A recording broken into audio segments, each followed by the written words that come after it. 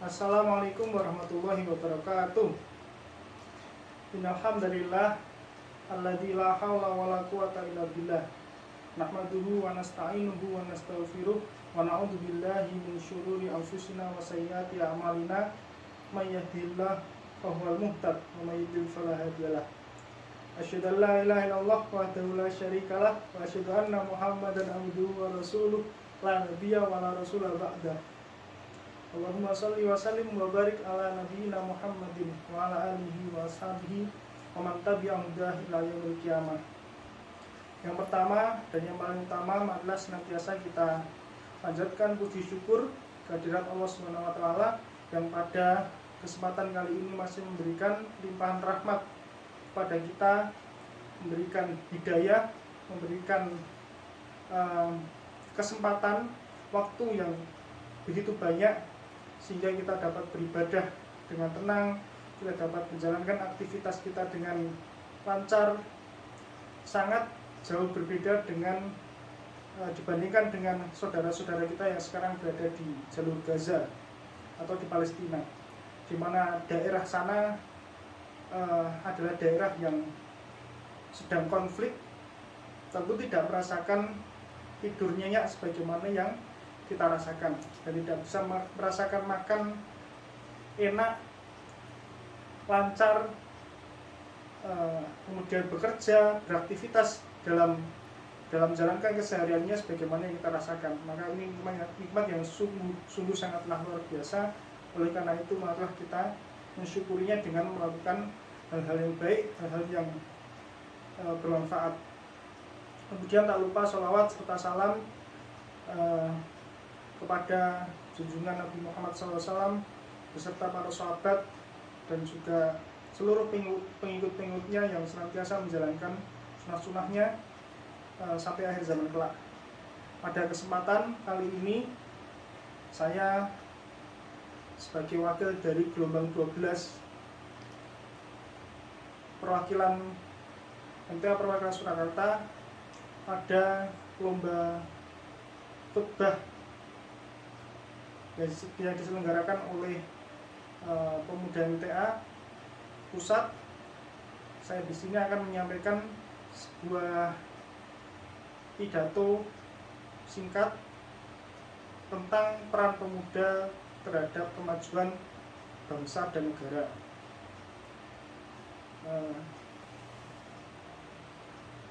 Saudaraku yang dirahmati oleh Allah, kita sekarang ini tahu bahwa pemuda di masa sekarang ini sudah banyak sekali menduduki atau mengambil peran terhadap sektor-sektor strategis yang sangatlah berpengaruh terhadap pembangunan kemajuan bangsa dan negara. Mulai dari hal yang paling kecil, hingga ke hal yang besar. Mulai dari yang paling kecil misalnya adalah di sektor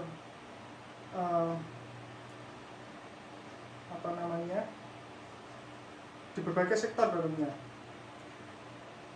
Ada sampai ke pemerintahan. Anak-anak muda sekarang sudah banyak juga mengambil peran, berada di posisi yang strategis. Hal ini tentunya akan sangat bermanfaat, sangat memberikan peluang yang lebih luas kepada bangsa kita untuk berkembang. Karena kita tahu sendiri, adanya anak muda itu identik dengan kreativitas, inovasi, sesuatu yang baru. Di samping itu juga melek teknologi, di mana zaman sekarang ini adalah zamannya teknologi. Nah, adanya pemuda-pemuda ini semestinya akan sangat membantu dalam perkembangan bangsa dan negara dan juga agama. Akan tetapi sayang sekali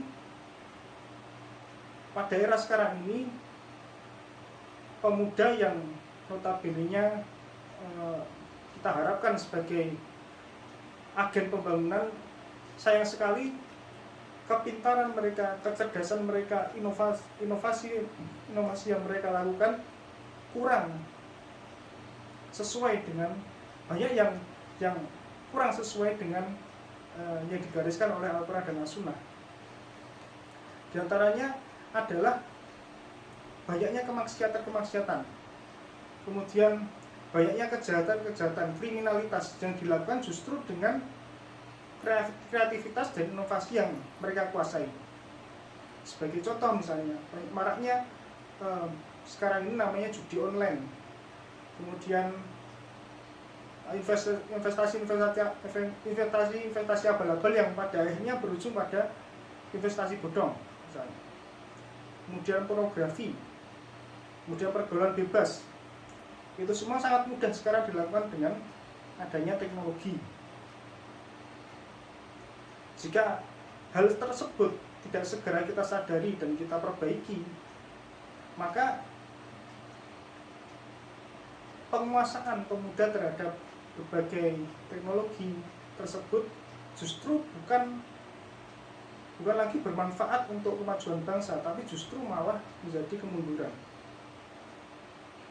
Karena dalam satu makalah disampaikan, innamal umamu akhlakun ma bagiyat fa in hum dabat akhlakuhum dabu. Suatu bangsa itu menjadi maju itu kan tergantung dari luhurnya akhlak atau budi pekerti yang mereka miliki. Kalau budi pekerti akhlaknya itu mereka tinggalkan, maka kejayaannya pun juga akan meninggalkan mereka. Dan itu terjadi terhadap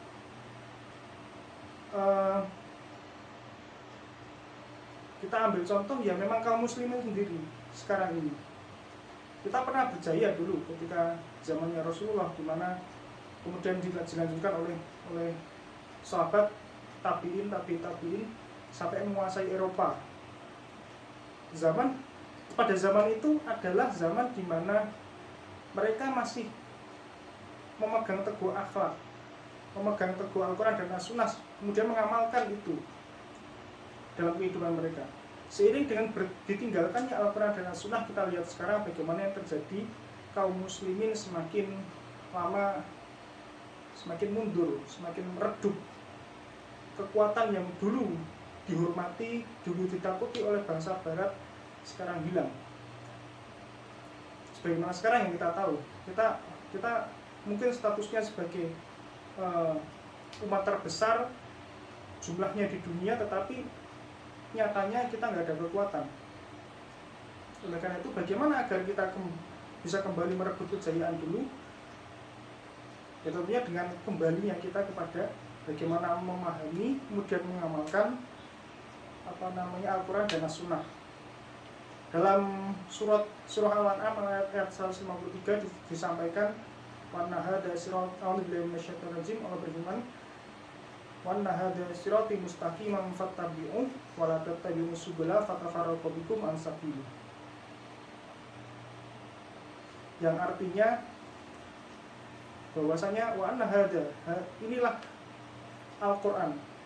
Mana hadza, yang dimaksud hadza di situ adalah Al-Quran, sirati mustaqimah, jalanku yang lurus, jalan Allah yang lurus. Fattabi'uhu, maka ikutilah Al-Quran tadi. Wala tattabi'us subula, dan janganlah kalian mengikuti jalan-jalan yang lain. Fatafarraqu bikum an sabilih. Kalau kita mengikuti jalan-jalan yang lain tadi, akibatnya adalah akan tercerai-berai dari jalan Allah. Tercerai-berainya kita dari jalan Allah menjadikan kita tidak kuat secara iman, tidak kuat secara fisik, tidak kuat secara kekuatan politik dan sebagainya. Akhirnya menjadikan kita menjadi semakin mundur. Maka saudaraku yang dirahmati oleh Allah, cara bagaimana agar kita sebagai pemuda kembali bisa menjadi agen perubahan, agen